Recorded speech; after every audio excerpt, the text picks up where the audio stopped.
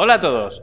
Como habréis notado en vuestros bolsillos, y entiendo que también habréis visto en las noticias, aparte de ver a Messi que se ha ido al Paris Saint-Germain, habréis visto que el precio de la gasolina y de la electricidad está carísimo. O sea, están carísimas las dos, se están aprovechando, han llegado a máximos, sobre todo la gasolina está súper cara. Y entonces se me ha ocurrido que podíamos hacer un vídeo interesante, no el típico vídeo aburrido, de técnicas de conducción eficiente o hipermiling. ¿Y por qué va a ser interesante? Porque vamos a tener un reto. Bueno, el reto consiste en coger este coche, un Golf 4 gasolina turbo, y hacer un viaje de 360 kilómetros, más o menos, e intentar bajarlo de los 7 litros. Eso sí, yendo a velocidad legal, nada de ir pisando huevos, y usando todas las técnicas que os vamos a comentar. ¿Lo conseguiremos? Ahora lo veremos. Por cierto, no olvidéis suscribiros, que necesitamos vuestro apoyo para seguir haciendo vídeos. Y no os perdáis todas las listas de contenido que tenemos de review y chapucillas y trastadas varias en las que podemos toquetear este trasto tan maravilloso. Bueno, pues ya estamos de camino. Está un calor increíble, unos 42 grados llevamos y me da a mí que el consumo se va a ver resentido. Así que no tengo muchas esperanzas. Pero bueno, vamos con los 5 factores que afectan a la conducción, ya sea eficiente o no. Y también se pueden usar si el vehículo es eléctrico o gasolina. El primero de todos, ¿por qué es importante conocer el vehículo que llevas? Bueno, si conoces lo que tienes entre manos, serás capaz de llevarlo de una manera óptima. Esto es importante para que sepáis el régimen del motor ideal en el que se mueve el coche, dónde se siente a gusto y más o menos dónde te da esa potencia y ese funcionamiento óptimo. Hace un aire increíble. Otra cosa por el que no va a ir bien el consumo. Pero bueno, seguimos. Luego,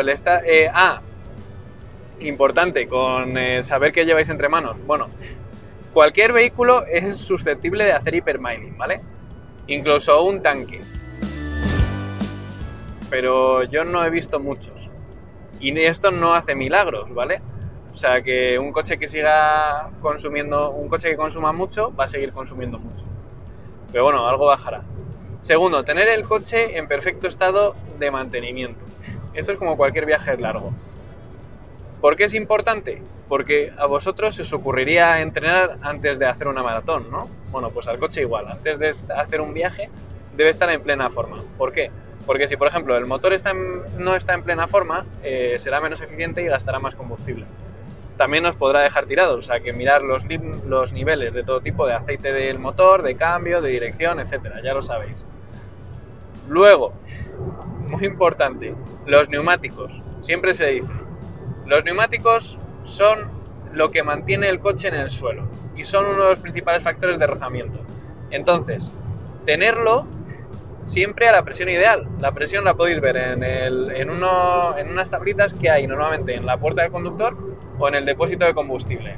Fácil y sencillo. Si cargáis el coche, tendréis que subir la presión de los neumáticos y también viene en esa tabla. Y tener la presión ni más ni menos, ¿vale? Luego yo recomendaría que llevarais un manómetro de mano porque las gasolineras no suelen ser muy efectivas en cuanto a precisión, así que no estaría de mal. Y luego si tenéis un compresor para hacer un apaño de camino, pues estaría bien también, aunque pese un poco. Pero llevar un compresor siempre es algo bastante ideal, sobre todo si hay algún imprevisto. Y ahora vamos con lo que podemos, con lo que podemos influir, que es en nuestro tipo de conducción. Como siempre se ha dicho, hay que conducir de una manera suave. Igual que un piloto de Fórmula 1. Un piloto de Fórmula 1 no le veréis haciendo cosas bruscas. Así que aceleraciones y aceleraciones suaves. Cambios de trayectoria suaves, porque si giráis de una manera brusca, lo que aumentáis es el rozamiento del neumático con el suelo y eso aumenta el consumo. Así que la suavidad es vuestra amiga, ya vayáis lento o rápido, para todo. Luego, la previsión. No estamos solos en la carretera. Hay que tener previsión de si te acercas a un camión, que si han frenado de repente y tener una distancia de seguridad para poder acelerar suave. Porque luego todas esas velocidades, como decía, si fluctuáis de velocidad, luego tendréis que volver a ganar la velocidad, entonces es volver a consumir. También os decía que los neumáticos son importantes, uno de los factores importantes de rozamiento del coche. Bueno, pues otro factor importante es el aire exterior, ¿vale? Ese aire que respiramos. Y ese aire aumenta su rozamiento con la velocidad, ¿vale? Para que me entendáis. Uno de los coches más rápidos del mundo, iba a decir el más rápido, pero todavía ya no, el Bugatti Veyron, que lo fue en su momento, necesitaba 1000 caballos de potencia para llegar a 400 km por hora. O sea, el aire a esa velocidad es como mantequilla. Así que os podéis imaginar que entre 90 y 120 hay una diferencia sustancial. Y si pasáis de 120 a 140, también. Entonces, la velocidad es muy importante. Lógicamente, a 120 iréis bien. Si vais más despacio, sobre todo en una autopista, va a ser un problema por seguridad. O sea, tenéis que ir a la velocidad del río, no podéis ir más despacio. No se trata de ir pisando huevos. Pero que sepáis que la velocidad aumenta exponencialmente el consumo, ¿vale? Aquí es donde un coche más aerodinámico irá algo mejor, pero aún así le va a afectar lo mismo. O sea, la velocidad aumenta exponencialmente el consumo. Bueno, luego, como no me está pasando ahora, no toda la carretera es llana, ¿vale? ¿Qué debéis hacer para afrontar una subida y bajada? Bueno, pues si montáis en bicicleta, las subidas las tomaréis con inercia, ¿no? Os dejáis caer y subís, no vais a una velocidad constante y empecéis a subir. ¿Por qué digo esto? Porque tenemos un elemento que es súper cómodo en los viajes, que es el control de velocidad, que es un arma de doble filo, porque es muy cómodo, pero no es 100% eficiente para una conducción de hipermiling. Y diréis, pero si mantiene la velocidad, pues por eso.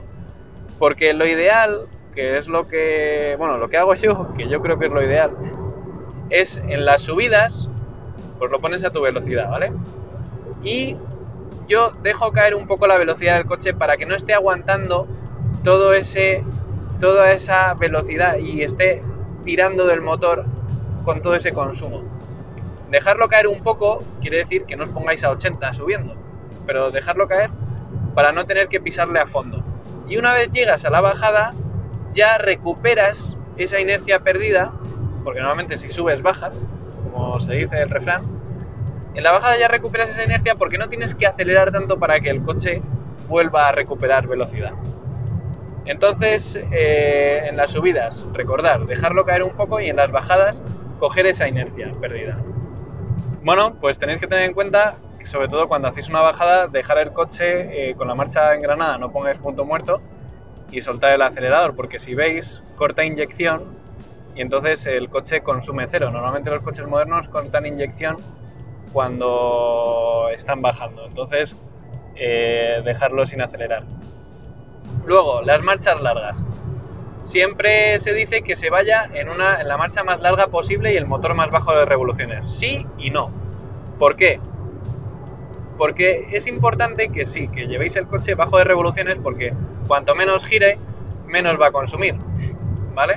Es lógico. Pero claro, cuanto menos gire, menos empuje tendrá, menos capacidad de reacción. Y si está subiendo, por ejemplo, le costará más. ¿Cómo podéis entender esto fácilmente? Por ejemplo, si montáis en bicicleta y empezáis a subir una cuesta con una marcha muy larga, os va a costar una barbaridad. Si empezáis a bajar marchas, os va a ir más sencillo. O sea, os va a costar menos y va a ser más fácil. Si os bajáis mucho de marcha, empezaréis a dar muchos pedales y ahí ya el motor va ahogado. Pues entonces lo que tenéis que hacer es eso, ni revolucionarlo ni ahogarlo. Tiene que ir en su punto justo. Entonces, en ese caso, las marchas largas, pues la marcha que vaya bien para el coche. Por eso tenéis que conocer el coche. Y estos son los consejos que os doy en cuanto a capacidad de conducción, que yo creo que si los interiorizáis son muy importantes. El siguiente, que no podemos cambiar, es el que está ahí, es el tema meteorológico, o sea, las condiciones meteorológicas. Lo ideal sería hacer un viaje con ni mucho calor, ni mucho frío, sin aire y todo eso, pero el mundo ideal no existe. Entonces, si podéis evitar que llueva, haga viento, etcétera, mejor. ¿Por qué os digo esto? Por ejemplo, el viento os podrá ayudar si está a favor, os fastidiará si está en contra, porque por ejemplo, si tenéis un viento en contra de 20 km por hora y vosotros vais a 120, es como si iríais a 140. Entonces el coche consumirá más. Bueno, y el último factor sería el peso. El peso es fundamental. Como os decía, al final esto se parece un poco a un coche de carreras. Tienes que conducirlo como tal suave, y luego el coche debería ser como un coche de carreras, ligero y aerodinámico. En este caso, ligero, pues no deberéis de cargarlo en exceso, dentro de la medida de lo posible, obviamente, tenéis que llevar las maletas, pero si hay cosas que se pueden prescindir, pues mejor dejarlas en casa. Luego, el tema de la vaca y todo eso, como os dije en el vídeo de la bicicleta, pues sí que afecta a la aerodinámica, y si no vais a usarlo, lo suyo sería quitarlo. Entonces no es necesario que lo llevéis, pues podéis quitar la vaca. Todas esas cosas afectan al consumo. Así que nada, como habéis visto, no hay mucho misterio, nos estamos adentrando en una tormenta, no sé qué está pasando, una tormenta de arena aquí a 40 grados, ya os diremos a ver cómo va el tema del consumo. Pero bueno, dentro de lo que cabe, esos son los consejos, no hay nada más raro, es que intentáis interiorizar todo lo que os he dicho, le deis una vuelta, si tenéis alguna idea adicional, pues dejárnosla en los comentarios y vamos a seguir con el viaje.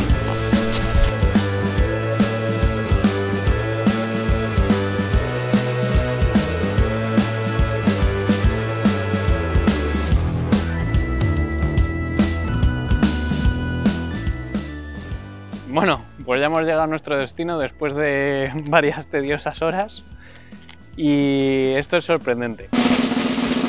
El coche ha gastado 6,2 litros a los 100. 6,2 litros. En total han sido 370 kilómetros y ha gastado 23 litros. Como habéis visto en las cuentas, increíble. Bueno, espero que os hayan sido útiles estos consejos, ya veis que funcionan. Y no olvidéis darle al like, porque es muy importante para nosotros. Suscribiros y luego darle a la campanita para que os recuerde los vídeos. Así que nada, espero que os haya gustado y nos vemos en el próximo vídeo.